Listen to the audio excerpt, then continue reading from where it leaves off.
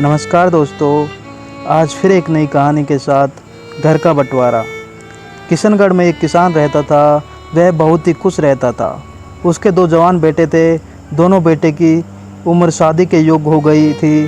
तभी किसान ने सोचा मैं अपने दोनों बेटों की शादी कर लूँ। और यही सोचकर किसान अपने दोनों बेटे की शादी किसी दूसरे गांव की दो बहनों से करा देता है।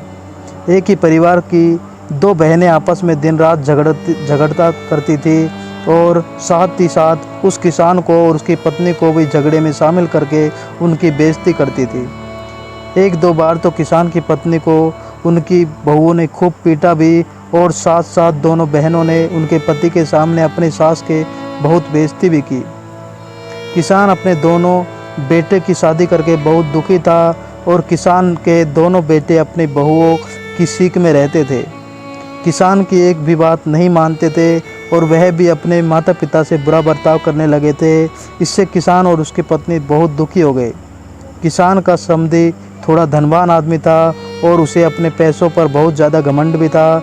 इसी कारण वह किसान को खुद भी भला बुरा कहता था। इसी तरह किसान परेशान होकर अपने गांव वालों की मदद से और रिश्तेदारों की सहायता से वह अपने खेत पर जाकर रहने लगा। दोस्तों, वह दोनों बहनें भी घर को दो हिस्सों में बराबर बांट कर रहने लगी। दोस्तों, इसी तरह उन दोनों बहनों ने उस घर का बंटवारा कर दिया। जहाँ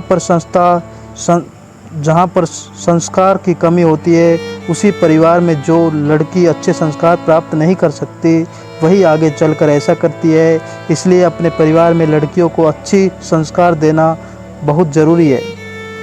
दोस्तों, इस तरह उन दोनों बहनों ने उस घर का बंटवारा करवा दिया था। घर का बंटवारा कहानी आपको कैसी लगी कमेंट करके ज़रूर बताएं। धन्यवाद।